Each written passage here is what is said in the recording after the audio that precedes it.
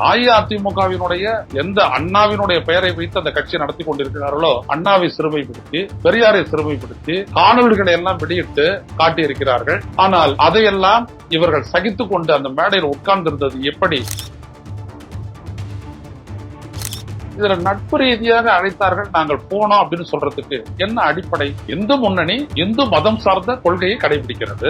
இந்து பெரும்பான்மை வாக்கு வங்கியை உருவாக்குவோம், அதை வெளிப்படுத்துங்கள் என்று சொல்லி தீர்மானம் இந்த மாநாட்டை நிறைவேற்றப்படுகிறது. இன்னொன்று, இந்து சமய அறநிலையத்துறை இருக்கக்கூடாது, இந்து சமய அறநிலையத்துறையினுடைய பிடியில் கோயில்கள் இருக்கக்கூடாது, விடுவிக்க வேண்டும் என்று கேட்கிறார்கள். இது அதிமுகவுக்கு ஏற்புடையதா?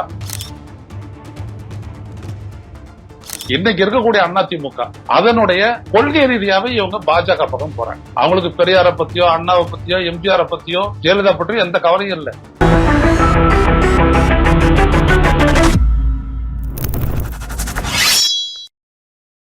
வணக்கம் தோழர்களே, ரோஸ்டர் செய்திகளின் வாயிலாக இன்று மீண்டும் உங்களை சந்திப்பதில் பெரும் மகிழ்ச்சி அடைகின்றேன்.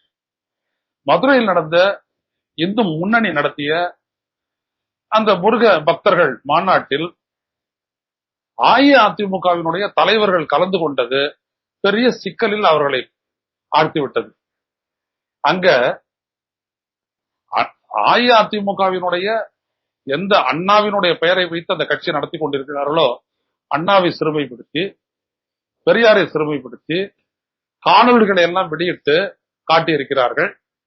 ஆனால் அதையெல்லாம் இவர்கள் சகித்துக் கொண்டு அந்த மேடையில் உட்கார்ந்திருந்தது எப்படி என்கின்ற கேள்வி இன்றைக்கு தமிழ்நாட்டு அரசியல் அரங்கில் மிகப்பெரிய அளவிற்கு விவாத பொருளாகவும் கண்டனமாகவும் வெடித்திருக்கிறது. அவங்க என்ன சொல்றாங்க, அங்க கலந்துகிட்ட ஆர்பி உதயகுமார், அப்புறம் இந்த ராஜு, கடம்பூர் ராஜு போன்ற எல்லாரும் என்ன சொல்றாங்கன்னா, நட்பு ரீதியா அழைச்சாங்க, ஒரு கூட்டணி ஒரு நட்பு ரீதியா அழைச்சாங்க, ஆனால் நாங்க போனோம், அவங்க இப்படி எல்லாம் செய்வாங்கன்னு எங்களுக்கு தெரியாது. இதுல நட்பு ரீதியாக அழைத்தார்கள், நாங்கள் போனோம் அப்படின்னு சொல்றதுக்கு என்ன அடிப்படை? இந்து முன்னணி இந்து மதம் சார்ந்த கொள்கையை கடைபிடிக்கிறது. இந்து பெரும்பான்மை வாக்கு வங்கியை உருவாக்குவோம், அதை வெளிப்படுத்துங்கள் என்று சொல்லி தீர்மானம் இந்த மாநாட்டை நிறைவேற்றப்படுகிறது. இன்னொன்று, இந்து சமய அறநிலையத்துறை இருக்கக்கூடாது, இந்து சமய அறநிலையத்துறையினுடைய பிடியில் கோயில்கள் இருக்கக்கூடாது, விடுவிக்க வேண்டும் என்று கேட்கிறார்கள். இது அதிமுகவுக்கு ஏற்புடையதா? ஏனென்றால் செல்வி ஜெயலலிதா மறுத்தவை இவையெல்லாம். இந்து ஓட்டு பேங்க் என்றதும் இந்து சமய அறநிலையத்துறையை கலைக்க வேண்டும் என்று ஜெயலலிதா ஆட்சிக்கு வருவதற்கு முன்னாலேயே காஞ்சி சங்கராச்சாரியார் கேட்டபோது அதற்கு ஒப்புக்கொண்டு விட்டார் ஜெயலலிதா. ஆனால் பின்னாளில் 1991 ஆட்சி பொறுப்பை ஏற்ற பிறகு தமிழ்நாட்டின் சட்டத்துறை அவருக்கு விளக்கியது ஏன் இந்து சமய அறநிலையத்துறை கொண்டு வரப்பட்டது. நீதி கட்சி காலத்தில் அந்த சொத்துக்கள், கோயிலுடைய சொத்துக்கள் தவறாக தனியார்களிடம் இருக்கின்றது, கையாளப்படுகின்றது. அதனால்தான் கோயில்களில் எந்த விதமான சிறப்பும் விளக்கு கூட ஏற்றி வைக்க முடியவில்லை என்று சொன்ன காரணத்திற்காகத்தான் அது உருவாக்கப்பட்டது என்று சொன்னவுடன் அதை ஏற்றுக்கொண்டு சங்கராச்சாரியாருடைய கோரிக்கையை நிராகரித்தார். அதன் பிறகு ஒரு கட்டத்தில் அத்வானி இங்கே வந்திருந்த போது, நீங்கள் Hindu bank, Hindu vote bank ஒன்றதை உருவாக்குங்கள் திமுகவுக்கு எதிராக என்று சொன்ன போது அதற்கு ஆதரவாக கொஞ்ச நாள் செயல்பட்டார் ஜெயலலிதா. அத ராமர் கோயில் கட்டுவதற்காக சிலன்யா பூஜை என்று சொல்லி பூமி பூஜை என்று நடத்தும் போது இங்கிருந்து செங்கற்கள் எல்லாம் போச்சு. அதற்கு பிறகு ராமர் பிறந்த இடத்துல கோயில் கட்டாம எதுனா அரேபியால போய் கட்டுறதுன்னா சொல்லி ஜெயலலிதா பேசுறாங்க. ஆனா தமிழ்நாட்டு மக்கள் அதை ஏற்றுக்கொள்ளவில்லை. அதன் விளைவாக அந்த கொள்கையை விட்டுவிட்டு இதற்கு மேல் அந்த தவறை செய்ய மாட்டேன் என்று பொதுமக்கள் மத்தியில் பொதுக்கூட்டத்தில் ஜெயலலிதா உறுதிமொழி எடுத்தார்.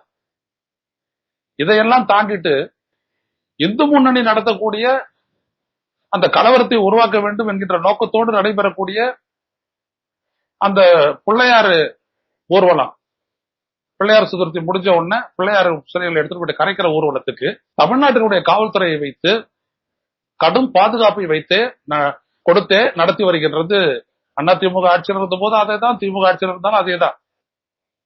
எந்த இடத்துலயும் எந்த அதிமுக காரனும் பார்ட்டிசிபேட் பண்ணதில்லை.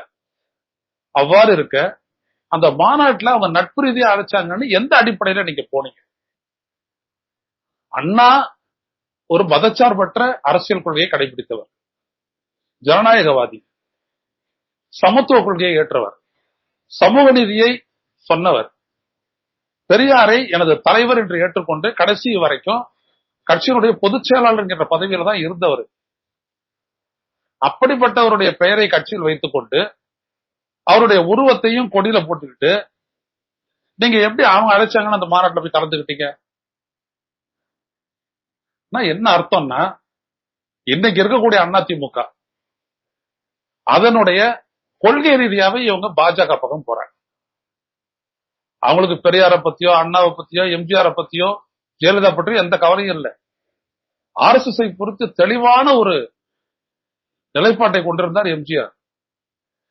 ஒரு முறை எம்ஜிஆர் கிட்ட அவருடைய கட்சியினுடைய மூத்த தலைவர் கேட்டாரு, ஒருவேளை காந்தியை கோட்ஸே கொல்லாத இருந்திருந்தா RSS நீங்கள் ஏற்றுக்கொண்டிருப்பீர்களா என்று அவரை கேட்டாங்க. அதுக்கு எம்ஜிஆர் சொன்ன பதில் முக்கியமானது. அவர் சொன்னாரு, அப்படி ஒன்று நடந்திருக்காவிட்டால் RSS எந்த அளவிற்கு ஒரு கொடூரமான இயக்கம் என்பது இந்திய மக்களுக்கு தெரியாமலே போயிருக்கும் என்று சொன்னார்.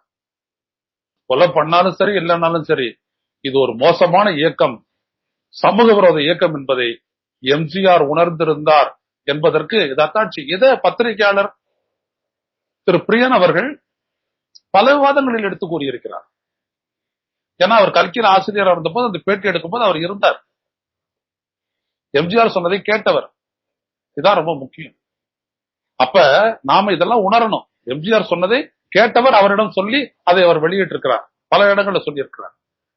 அப்ப நாம இதெல்லாம் புரிஞ்சுக்கணும். ஆனா அதிமுக காரங்களுக்கு அது இல்ல. பதவி வேணும், ஊழல் வழக்குகள் இருந்து தங்களை காப்பாத்திக்கணும், ரைட்ல இருந்து தப்பிச்சுக்கணும் அப்படின்றதுக்காக பாஜக எது சொன்னாலும் கேட்கக்கூடிய ஒரு நிலைக்கு வந்துட்டாங்க. எனவே இவர்கள் அண்ணாவுக்கு சமாதியில போயிட்டு மரியாதை செலுத்துறதை தவிர அண்ணாவுடைய எந்த கொள்கையும் இவங்க கடைபிடிக்கிறது இல்லை. பெரியாருடைய எந்த சமத்துவ கொள்கையும் இவங்க கடைபிடிக்கிறது இல்லை. சமூக நீதியை கடைபிடிக்கிறது இல்லை. தமிழ்நாட்டுடைய உரிமையை விட்டு தருகிறார்கள். எனவே இவர்கள் அங்கே போய் கலந்து கொண்டு வந்தது நட்பு ரீதியான்னு சொல்றது எப்படி ஏற்றுக்கொள்ள முடியும்? முற்றிலும் தவறு. இன்னொரு பக்கத்துல நீங்க பாத்தீங்கன்னா, இது ஒரு பக்கம். இன்னொரு பக்கம் RSS நடத்தக்கூடிய ஒரு சாமியாருடைய அந்த பிறந்த நாள் விழாவுக்கும் நினைவு நாளுக்கும் அங்க இருக்கக்கூடிய வேலுமணி, சின்னமணி இவங்களா போயிட்டு கலந்துக்கிட்டு காலில் விடுறாங்க. RSS ஒரு பங்கன்ல ஜெயலலிதா இருக்கும்போது நீங்க கலந்துட்டு இருக்க முடியுமா? RSS ஒரு ஊர்வலத்தை தொடங்கி வச்சாருன்றதுக்காக அஇஅதிமுகவுடைய அந்த மாவட்ட பொறுப்பாளராக இருக்கக்கூடிய, கன்னியாகுமரியில் இருக்கக்கூடிய மாவட்ட பொறுப்பாளராக இருக்கிறவரை கட்சியை விட்டு நீக்கிறாரு இதே எடப்பாடி பழனிசாமி. இப்ப இவரு வேலுமணியும் தங்கமணி இவங்களை எல்லாம் நீக்குவாரா? ஆனா என்ன காரணம்னா, கூட்டணி போட்டாங்க, அவ்வளவுதான். அடகு வச்சாச்சு. கட்சியை மட்டும் இல்ல, கொள்கையை அடகு வச்சாச்சு. கொள்கையை அடகு வச்சாங்கன்னு சொல்றதை விட இவங்க அந்த கொள்கையே இவங்க சுவீகாரம் பண்ணிட்டாங்க. எப்படியோ ஓட்டு விழுந்தா போதும், எப்படியோ ஆட்சிக்கு வந்தா போதும், அது அமித்ஷா எதையாவது செஞ்சு கொண்டு வந்துருவாரு அப்படின்னு நம்புறாரு எடப்பாடி பழனிசாமி. அதனால்தான் இவர்கள் அந்த மாநாட்டில் கலந்து கொள்வதும் கலந்து கொண்டதை நியாயப்படுத்தக்கூடியதும் ஆகும். அண்ணாவினுடைய கொள்கையை ஏற்றிருப்பவர்களாக இருந்தால் இவர்கள் இதை செஞ்சிருக்க மாட்டார்கள். அந்த கொள்கையை புறந்தள்ளி விட்டு கட்சி நடத்துகின்ற காரணத்தினால்தான் இவர்கள் இப்படிப்பட்ட ஒரு செயலில் ஈடுபட்டார்கள் என்பதை நாம் புரிந்து கொள்ள வேண்டும். மீண்டும் சந்திப்போம். நன்றி, வணக்கம். ஊடகம் கார்ப்பரேட் அரசியல்வாதிகளின் கைப்பாவையாக, அடிமைகளாக இருந்தது போதும். இனி சாட்டை எடுத்து சுழற்றும் நேரம் வந்துவிட்டது.